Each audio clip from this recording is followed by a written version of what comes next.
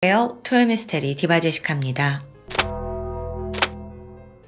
일본 북쪽에 있는 홋카이도, 특히 그 홋카이도에 있는 삿포로시는요, 겨울이면 정말 많은 한국인들이 찾고 있는 대표 여행지죠.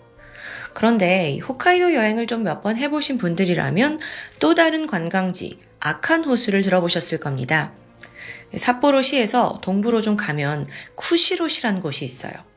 아칸호수는 그 시 안에 있는 대표 관광지예요. 가면 호수 관람뿐만 아니라 근처에 온천이 많아서 일본 국내 관광객들도 많은 인파가 몰리고 있습니다. 오늘 사건이 벌어진 곳은 바로 그 쿠시로시에서 시작됩니다. 그 중에서도 아주 한적한 해변인 카츠라코이라는 곳인데요. 사실 구글 맵에도 잘 나오지 않는 곳이에요. 근데 특이하게 유독 일본 내에서는 미스테리한 사건이나 전설 같은 이야기의 배경에 종종 등장하더라고요. 대중교통이 전혀 발달되지 않아서 여기는 아는 사람이 아니고는 웬만해서 타 지역 사람이 접근할 이유조차 없는 그런 곳입니다. 그런데 지난 2017년 8월 27일 아침 6시 인근에 살고 있던 어부였던 한 노인이 낚시를 하고 있었습니다. 한참 입질을 기다리던 그때 문득 저 멀리 해변에 이상한 물체가 눈에 들어왔어요.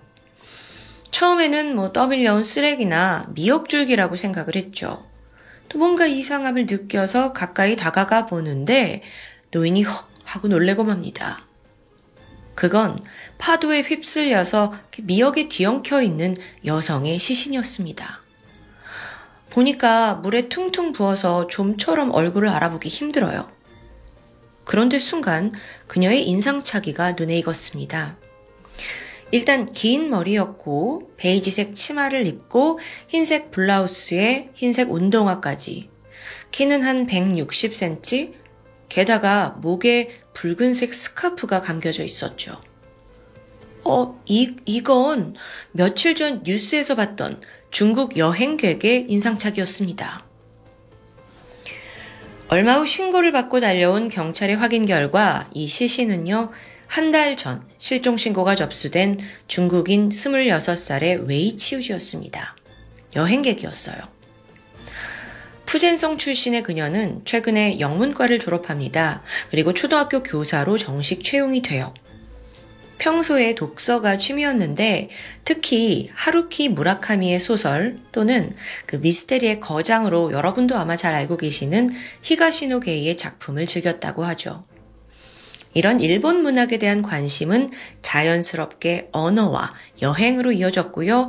결국 그녀는 취업을 하기 전 일본행을 결심했던 겁니다. 일본어를 곧잘 했던 그녀는요, 7월 18일부터 25일까지 약 일주일간 홋카이도 여행을 계획합니다. 미리 관광지, 호텔, 맛집까지 다 준비를 한 상황이었어요. 그렇게 7월 18일, 웨이는 홀로 홋카이도에 도착했죠. 가장 먼저 삿포로 시내로 가서 미리 예약해둔 게스트하우스에 체크인을 했습니다. 일본어에 워낙 능통했기 때문에 혼자 여행을 다니는 게 큰 문제는 없었어요. 관광지 둘러보고 맛집도 탐방하면서 즐거운 시간을 보냈죠. 또 수시로 SNS에 사진도 올렸고요. 동시에 가족과 친구들에게도 메시지를 보냈습니다. 그렇게 여행 4일 차인 7월 22일, 그날 오후 5시 26분에 웨이는 아빠에게 문자를 보냅니다. 관광 잘 끝냈고 무사히 게스트하우스에 돌아왔다 라는 내용이었죠. 하지만 이 연락을 끝으로 웨이의 행방은 묘연해집니다. 핸드폰도 꺼져 있고요. SNS에 아무런 것도 올라오지 않아요. 중국에 있던 가족들은 딸이 혹시 여행을 하다가 핸드폰을 잃어버렸나 걱정이 됐어요. 그래도 일단 귀국하는 날인 7월 25일까지 3일을 더 기다리게 됐죠. 하지만 결국 웨이는 돌아오지 않았습니다. 이때도 가족들은 비행기를 놓친 건 아닌가 싶어서 이틀을 더 기다리거든요. 근데 여전히 딸에게서는 감감무소식이었습니다. 결국 아버지가 딸을 찾기 위해 직접 삿포로로 날아가요. 먼저 웨이가 묵었던 그 게스트하우스를 방문했죠. 근데 여기 주인으로부터 뜻밖의 이야기를 듣게 됩니다.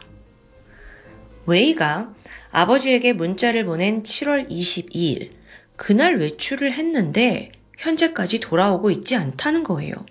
근데 숙소 결제는 25일까지 다 되어 있었고요. 심지어 그녀의 캐리어, 짐, 다 방에 고스란히 있더라고요. 순간 아버지는 이거 딸의 신변에 이거 문제가 생겼다 라고 직감을 했고 곧장 현지 경찰에 실종신고를 접수합니다. 가족들은 너무 애가 탔어요. 그래도 일본 경찰의 도움을 받아서 딸의 행적을 계속 추적하고 있었죠.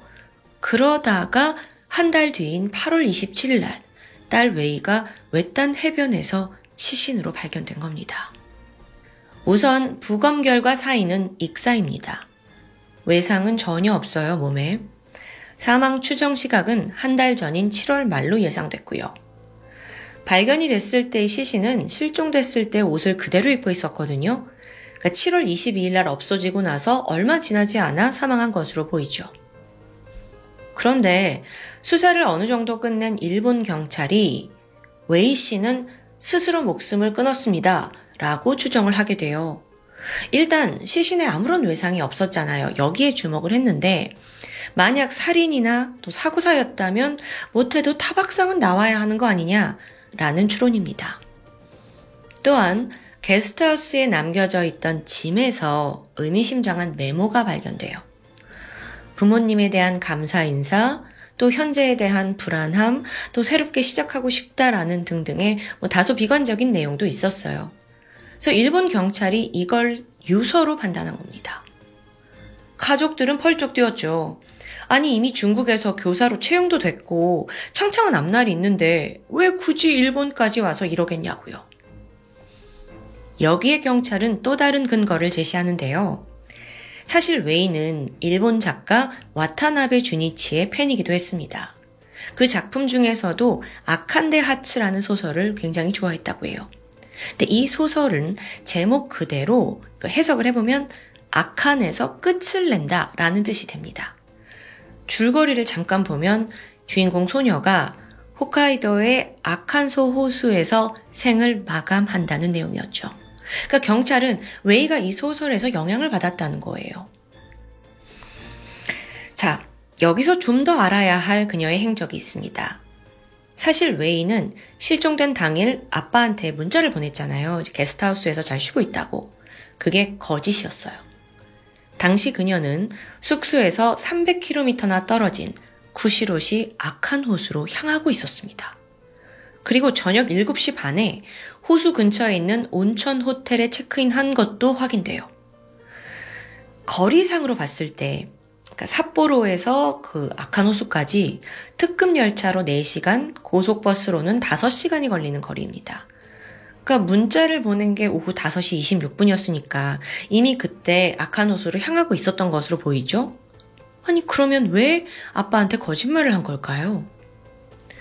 여기서 또 한 가지 앞뒤가 맞지 않는 게 있습니다.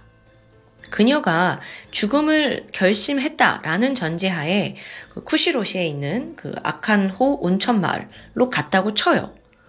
그런데 왜 또 거기서 멀리 떨어진 뜬금없는 카츠라코이 해변에서 시신으로 발견된 걸까요? 이 두 지점의 직선상 거리는 82km나 떨어져 있습니다. 차로도 최소 1시간 반은 걸려요. 삿포로에서 쿠시로시 다시 해변까지. 이런 기이한 동선을 토대로 가족들은 이거 봐라, 이건 결코 우리 딸이 스스로 생을 마감한 게 아니다 라고 강하게 주장했죠. 특히나 여기서 웨이의 남동생은요, 앞서 그 숙소에 남아있던 누나의 메모 있잖아요. 그게 어떻게 유서가 될 수 있냐라고 말합니다. 그냥 여행 중에 떠오른 여러 생각을 적어둔 일기라고 볼 수 있다는 거예요.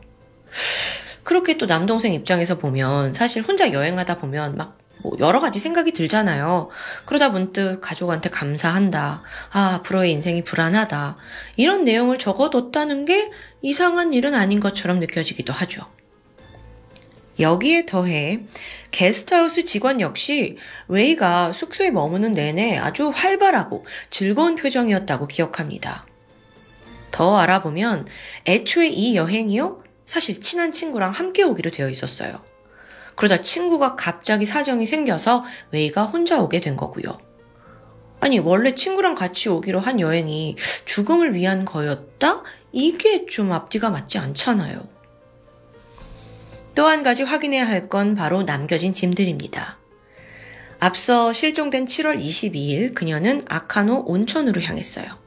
근데 게스트하우스에는 짐을 또 그대로 두고 갔네요. 화장품과 속옷을 포함해서 자주 쓰는 것들도 그대로 남겨져 있었죠. 심지어 세탁한 옷도 그냥 방 안에 널려 있고요. 이거는 웨이가 곧 숙소로 돌아올 계획이었다는 걸 의미하는 거 아닐까요? 자, 그러면 더 중요한 온천 숙소에 도착한 이후의 행적은 어땠느냐? 웨이는 어쨌든 그날 밤 잠을 잤고요. 다음 날 23일 아침 7시 반에 체크아웃을 합니다. 그리고 아침 8시에 유람선을 타고 호수 주변을 둘러봐요. 그리고 나서 근처 유명한 빵집에 들렸습니다. 여기까지 봤을 때는 그냥 평범한 관광객의 일정에 가까워요. 그런데 그때 이후 웨이의 행방이 묘연해진 거예요. 그러다가 얼마 후에 또 기이한 목격담이 등장합니다. 체크아웃한 시점으로부터 다시 일주일이 지난 7월 31일이거든요. 한 부부가 오후 한 1시 반쯤 우연히 악한 호수를 이제 배회하고 있다가 그 웨이와 비슷한 인상착의의 사람을 호수 근처에서 봤다는 거예요. 옷차림이 똑같더라고요. 근데 아니 실종된 지 일주일 만에 같은 옷차림으로 나타났다? 멀쩡하게? 그간 어디 있었지? 이게 좀 말이 안 되는데 만약 무슨 일을 겪었다면 그렇게 한가로이 호수를 배회할 수 있어요? 사실 이게 얼마나 신빙성이 있는지는 제대로 밝혀지지 않았어요. 워낙 이 지역에 웨이가 실종됐다는 소식이 전해지다 보니까 누군가가 착각한 걸 수도 있겠죠. 자, 결론적으로 그녀는 실종 한 달이 좀 지나서 8월 27일 카츠라코이 해안에서 시신으로 발견됐습니다. 여기서 질문. 도대체 그 호수에서 여기까지 어떻게 왔냐는 거예요. 만약에 자기 발로 왔다면 분명 뭐가 증거가 남아있을 겁니다. 이 두 지역은 직행버스나 기차가 없어요. 렌터카를 빌렸나 봤더니 이력이 없습니다. 그래서 가족들은 그 악한 호수 쪽에서 뭔가 택시를 타고 이동한 게 아니냐 다 택시 수소문했죠. 하지만 끝내 웨이를 태웠다는 기사는 단 한 명도 나타나지 않았습니다. 그럼 혹시 의문의 동행자가 있었던 건 아닐까요? 이건 혹시 납치가 아닐까요? 경찰은 앞서 외상이 없지 않냐 라는 걸 토대로 그녀가 혼자 선택한 죽음이라고 판단을 했습니다. 그런데 이것도 좀 뒤집어 볼게요. 오히려 외상이 없다는 걸 다시 해석하면 누군가 웨이를 그냥 물속으로 던졌다 라는 것도 성립됩니다. 왜 이 점은 간과한 거예요? 한편 시신이 발견된 그 카츠라코이 해안은요. 제가 앞서 구글 맵에서도 겨우 찾았다고 했잖아요. 현지인들도 잘 모르는 장소예요. 그러다 보니 어두운 밤에는 한 치 앞도 보이지 않을 정도로 아주 외진 곳이죠. 사실 그렇다 보니까 사고가 날 걸 대비해서 바다 쪽으로 향하는 출입문은 1년 내내 잠겨 있어요. 허가받은 사람만 출입할 수 있고요. 도대체 이런 곳을 중국인인 외국인 관광객 웨이가 어떻게 마지막 장소로 선택해서 올 수 있냐 이 질문입니다. 지역 사람들조차 여기서 내가 발을 헛디뎌서 누군가 죽었다라는 건 말이 돼도 여기까지 일부러 찾아와서 죽음을 맞이했다는 건 꽤 귀하다라고 입을 모았습니다. 그럼에도 불구하고 결론적으로 이 사건은 최종 자살로 결론 지어집니다. 그리고 2003년 9월 숱한 의문에도 불구하고 웨이의 유골은 결국 가족의 품으로 돌아갑니다. 저는 만약 이 사건에서 웨이가 중국인이 아니라 한국인이었다면 어땠을까라는 생각이 들었어요. 이게 정말 일본 경찰의 판단대로 그냥 넘어갈 수 있는 문제였을까요? 초등학교 교사의 꿈을 이루고 이제 막 사회에 발을 내딛기 직전 설레임을 가득 안고 선택한 일본 여행은 결국 그녀의 마지막 일정이 되어버렸습니다. 여전히 타살인지 자살인지 좀 찝찝하지만 일본 경찰은 사건 파일을 닫아버렸죠. 그래서 그 진실을 밝힐 기회조차 잃었습니다. 정말 그녀는 일본에서 스스로 그 창창한 삶을 마감한 걸까요? 몇 번이고 되물어도 저는 이해가 잘 가지 않더라고요. 과연 진실은 무엇일까요? 지금까지 토요미스테리 디바제시카였습니다. 안녕하세요. 금요사건 파일 디바제시카입니다. 지난 2006년 9월 3일 일요일 오후 한 중년 남성이 가게 앞을 기웃거리고 있습니다. 그는 제주도 건입동 소주방을 운영하고 있는 그 여주인의 친동생이었죠. 누나가 전날부터 연락이 닿지 않았고요. 이걸 이상하게 여기다가 직접 가게를 찾아온 상황입니다. 소주방의 출입문은 굳게 잠겨 있었습니다. 불길한 예감에 동생은 강제로 문을 따고 실내로 진입했고 곧이어 주방에서 엎드린 채 쓰러져 있는 누나를 발견합니다. 피해자 한 씨는 52살의 나이로 이 소주방에서 피를 흘린 채 이미 숨을 거둔 상태였죠. 발견 당시에 몸에는 비치 타올이 이렇게 덮어져 있었습니다. 근데 타올을 걷어내자 하의가 벗겨져 있었고요. 또한 피해자의 목에는 강하게 졸린 상흔, 또 몸에 흉기에 찔린 흔적도 남아 있었습니다. 그리고 특이하게도 몸 여러 군데 끝이 부드러운 둥근 무언가로 콕콕 찔려있는 상처도 있었어요. 네, 이런 외상을 남길 만한 흉기가 현장에서는 발견되지 않았죠. 그런데 피해자의 이런 참혹한 상태에 비해서 현장에 혈흔은 매우 적게 남아 있었습니다. 아무래도 범행을 한 직후에 범인이 현장을 물로 싹 정리한 듯 보여요. 실제로 시신 옆에는 물이 가득 들어있는 세 종류의 양동이가 놓여 있었습니다. 부검 결과 피해자 한 씨의 사인은 경부압박 질식사, 그러니까 목졸림으로 사망했다는 거죠.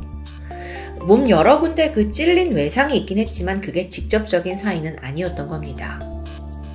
한편 한 씨가 착용하고 있던 14K 팔찌 그리고 호박 목걸이 같은 귀금속들이 사라진 상황이에요. 그렇다면 추정컨대 이 찔린 상처들이 어쩌면 범인이 금품을 가져가려고 협박하는 과정에서 생겼을 수도 있겠죠. 사망 시각은 전날 새벽으로 추정이 되는데 정확한 시간은 나오지 않았습니다. 현장인 이 소주방은 그닥 넓지 않은 규모였어요. 홀 안에 이 탁자에 술잔과 술병 또 안주까지 누군가가 그 자리에 앉아 있었던 흔적이 그대로 있었죠. 주방도 치워져 있지 않았습니다. 이런 모습으로 봐서 범인이 손님을 가장해서 침입했다가 범행을 저질렀을 가능성이 높아 보입니다. 이 소주방이 있던 곳은 제주항 주변인데요. 지역 특성상 워낙 오고 가는 사람들이 많았기 때문에 손님을 특정하는 건 쉽지 않겠죠. 만약 범인이 손님으로 찾아왔다면 어쩌다 방문한 뜨내기 살인일 수도 있습니다. 혹은 소주방을 자주 드나들던 단골일 수도 있고요. 이런 헷갈리는 상황 속에서 일단 경찰은 단골 혹은 주변 인물 등의 면식범에 더 무게를 두었습니다. 그 이유가 뭐냐 봤더니 범인이 현장을 떠나기 전에 어떤 행동을 보였는데요. 가게 안에 있는 모든 전기 스위치를 다 껐고 출입문도 잠그고 나갔죠. 이뿐만 아니라 한 씨의 가족은 소주방 건물 위층에 살고 있었습니다. 만약에 낯선 사람이 들어와서 이런 범행을 저질렀다면 피해자가 비명을 지르거나 강하게 저항하는 소리가 들렸을 텐데 가족 중 누구도 그 어떠한 소란을 듣지 못했다고 하고요. 이걸 토대로 범인은 면식범이 아니냐로 방향이 흘러가게 된 거죠. 이후에 경찰은 한 씨의 휴대전화 기록을 분석합니다. 그리고 이 소주방을 자주 드나들던 단골 명단 그리고 또 개인적으로 친분이 있던 주변 사람들 여러 정보를 추려냈어요. 그렇게 리스트를 확보하고 행적을 하나하나 조사하던 중 사실 당시의 경찰은요 비교적 쉽게 이 사건을 풀 수 있을 거라고 생각했습니다. 특히나 범인이 귀금속을 가져갔잖아요. 근데 그럼 반드시 이걸 처리를 할 거고 장물아비를 통해서 이걸 추적하다 보면 범인의 꼬리를 잡을 수 있을 거다라고 희망을 걸었던 거죠. 근데 문제는 끝끝내 귀금속이 처분된 정황이 포착되지 않습니다. 그러니까 상황이 예상보다 답답하게 흘러갔고요. 그래도 좌절하긴 일렀습니다.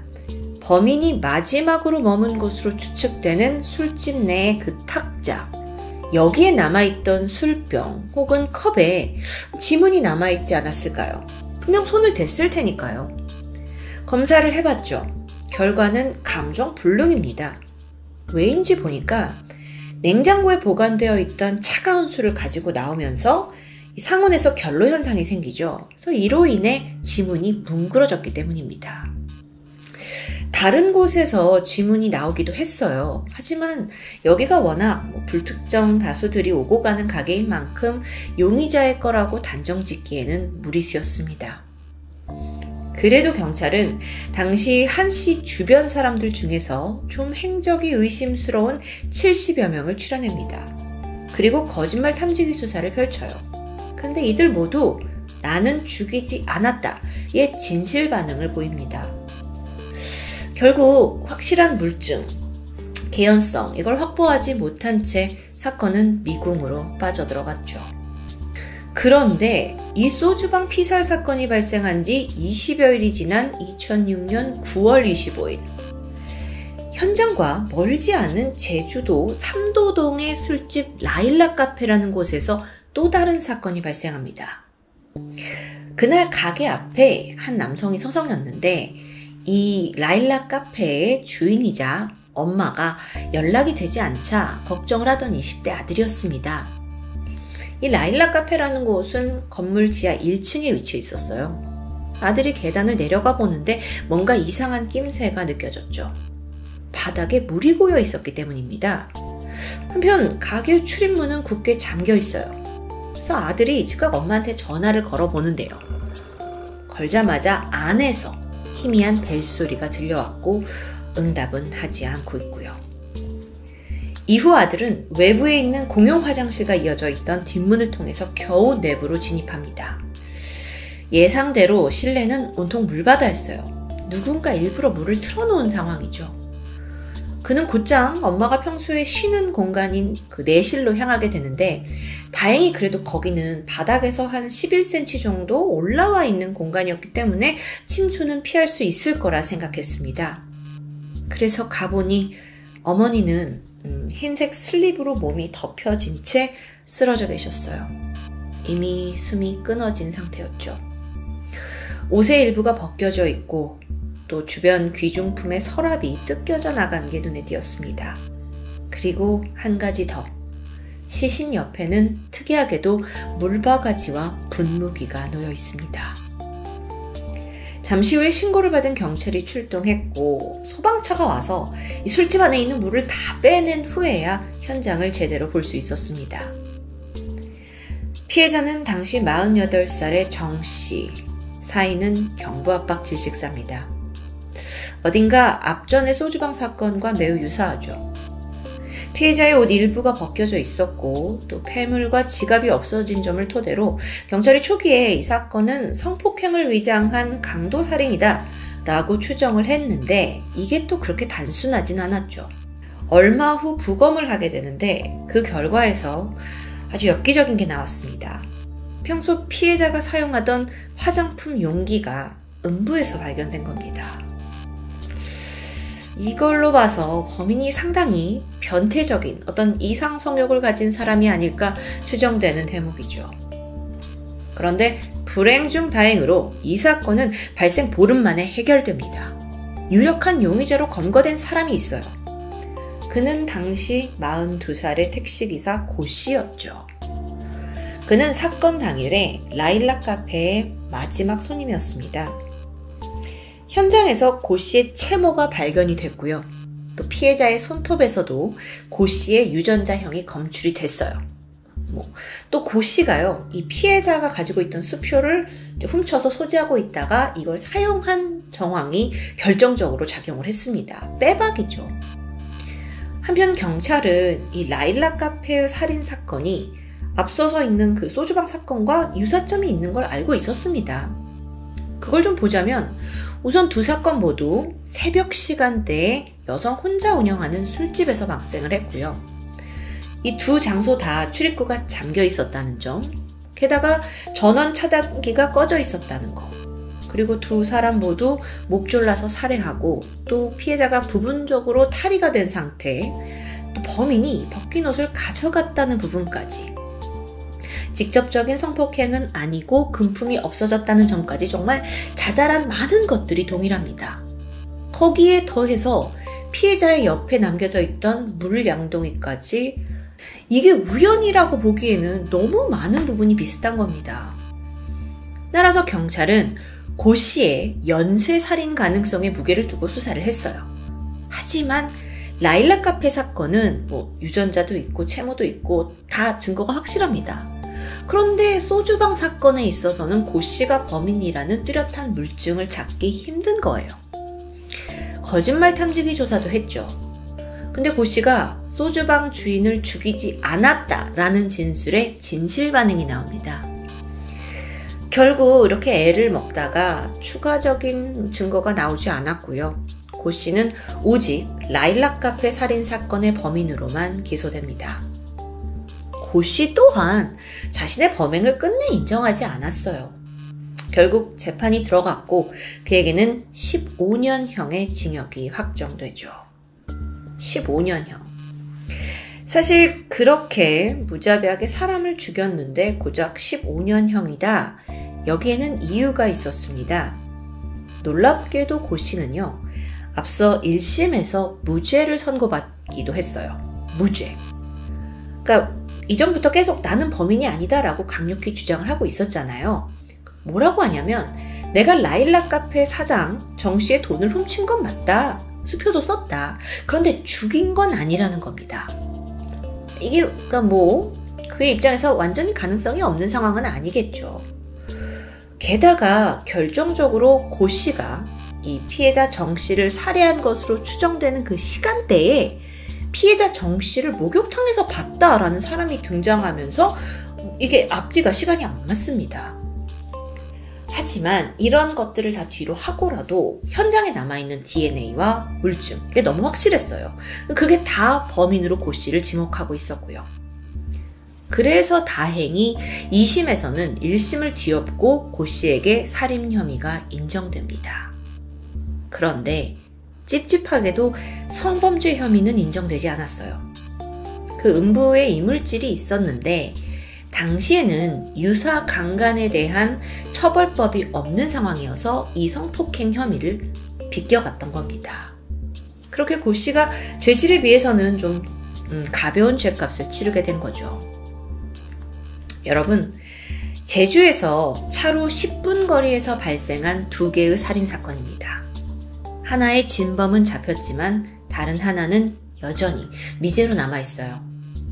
제주 경찰은 소주방 사건의 수사를 포기하지 않고 끈질기게 이어가고 있습니다. 하지만 그 당시에 이 지역이 인적도 드물고 차량도 없고 CCTV도 더욱이 없었고 그래서 물증 확보가 쉽지 않았죠. 그렇게 별 성과 없이 시간이 흘렀고 지난 2020년 그알팀에서 이 미궁에 빠져있던 사건을 다시 한번 재조명했습니다. 그러면서 무엇보다도 그 라일락 카페 살인 사건과 연관성을 크게 제기하기 시작했는데요. 이때 새로운 제보자가 나타납니다. 그녀는 소주방 피해자 한 씨의 지인이었는데 한 씨가 생전에 자기한테 한 말이 기억났다 하면서 제보를 한 겁니다. 그 내용이 뭐였냐면 소주방에 자주 찾아오던 어떤 손님에 대한 이야기예요. 우선 제보자가 이 이야기를 기억해낸 이유가 따로 있습니다. 원래 피해자 한 씨가 평소 손님들에 대한 이야기를 잘 하지 않는 편이었어요. 그런데 유독 이 손님에 대해서 이야기를 할 때는 웃음을 보이면서 흥미로워했던 것 같아요. 그래서 그 한 씨가 뭐라고 말을 했냐? 이 손님에 대해서 직업이 택시기사이고 고향이 땡땡 지역이다. 어라? 근데 놀랍게도 그 지역이 이미 동일범으로 의심을 받고 있던 고 씨의 고향이기도 했습니다. 그의 직업 또한 택시기사고요. 참고로 제보자는 라일락 사건의 범인 고 씨에 대한 개인정보는 모르고 있던 상태라고 합니다. 그런데도 딱딱 들어맞는 거죠. 이것 또한 우연의 일치일까요? 많은 범죄 전문가들이 제주 소주방 살인 사건 그리고 라일락 카페 살인 사건은 동일범의 소행이다 라고 강하게 의심하고 있습니다. 이 두 사건에서 가장 큰 공통점, 특이한 점을 찾자면 물과 바디 커버링이라고 볼 수 있어요. 이 두 사건 모두 물로 현장을 다 정리했죠. 그리고 피해자 옷 일부를 벗겨서 가져간 흔적이 있고요. 이건 결코 일반적이지 않은 수법입니다. 그리고 마지막으로 수건 등을 이용해서 시신을 덮어주는 바디 커버링이 있었어요. 이건 왜 했을까? 전문가들은 이게 범인의 죄책감 때문이다 라고 보기는 어렵고요. 이걸 오히려 성도착증의 발현이라고 보고 있습니다. 성도착증. 두 사건 모두 범인이 범행의 어떤 수행보다는 범행을 한 후에 더 뒤처리 과정에 많은 시간과 노력을 들인 패턴이 같이 나타나고 있죠. 경찰도 물론 이 점을 알고 있습니다. 그래서 고 씨가 소주방 사건의 범인일 수 있다는 가능성을 높게 보고 있어요. 다만 그걸 증명할 증거가 없을 뿐이고요. 그런데 반면에 고 씨의 어머니는 아들의 억울함을 눈물로 호소하고 있습니다. 고 씨 자신 또한 소주방 사건에 대해서는 나는 아무것도 모른다 라고 주장하고 있고요. 무죄 추정 원칙에 따라 그럴 수 있습니다. 그런데 사실 그는 유죄를 판결받은 라일락 카페 사건에 대해서도 단 한 번도 범행을 인정하지 않았습니다. 교도소에 수감된 중에서도 법전을 연구하면서 재심을 계속 준비했다고 하는데요. 이쯤 되니까 혹시 이 사람이 범인이 아니지 않을까라는 생각도 들긴 하는데 정작 그의 어떤 부당함이나 억울함을 증명할 만한 증거는 전혀 내놓지 못하고 있다고 합니다. 그러던 지난 2021년 10월 고 씨는 만기 출소로 이제 자유의 몸이 되었습니다. 성범죄자가 아니기 때문에 전자발찌 부착을 하지 않고요. 보호 관찰도 이루어지지 않죠. 수사 당국이 개입할 수 있는 순간은 결국 고 씨가 새로운 범죄를 저질렀을 때뿐입니다. 마지막으로 오늘 다룬 이 제주 소주방 피살 사건은 현재 제주지방경찰청 미제사건팀에서 열정적으로 재수사 중입니다. 시간이 좀 지나더라도 우리에게 속 시원한 해결의 소식이 들려오길 간절히 기원합니다. 지금까지 금요사건 파일 디바제시카였습니다.